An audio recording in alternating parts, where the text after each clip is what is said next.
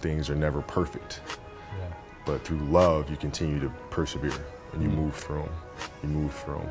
And then through that storm, beautiful sun emerges. Yeah. Right? And inevitably another storm comes. And guess what? You ride that one out too. Yeah. So I think love is a certain determination and persistence to go through the good times and the bad times. I had a summer where I played basketball when I was like 10 or 11 years old, and I don't score 1 point the entire summer. Not a free throw, nothing, not a lucky shot, not a breakaway layup, 0 points. And I remember crying about it and being upset about it. And my father just gave me a hug and said, listen, whether you score 0 or score 60, I'm gonna love you no matter what. It gives me all the confidence in the world to fail. I have the security there. But to hell with that, I'm scoring 60. And from there, I just went to work. The definition of greatness is to inspire the people next to you. I think that's what greatness is or should be. It's not something that lives and dies with one person. It's how can you inspire a person to then in turn inspire another person, that then inspires another person. And that's how you create something that I think lasts forever. The idea of understanding a long-term view became important because I wasn't going to catch these kids in a week.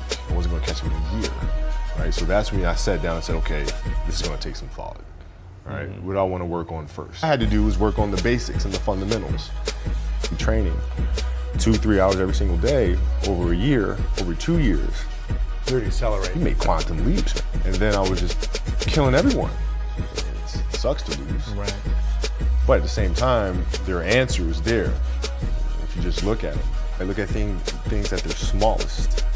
Right? Look at body language. Look at the energy between players. You look at each other and say, you know, the spirit of your team must be good. Because at that moment is when teams fracture.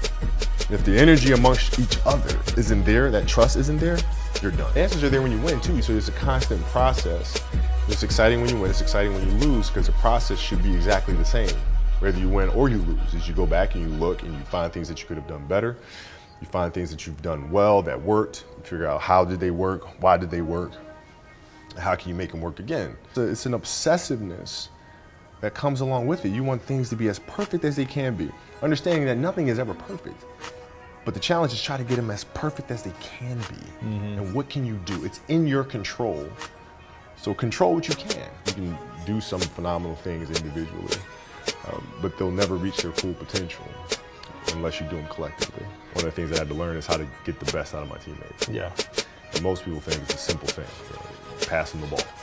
Yeah, but that's not how you make guys better. You have to really affect their behavior and also change the vernacular of how they speak about the game. A leader must give very tactical, things that we can do, adjustments. And then you speak to them in executional terms. It's never, come on guys, we can do better. Come on guys, we can do better. That's rah-rah stuff, right? You pull them aside and say, let's look at this.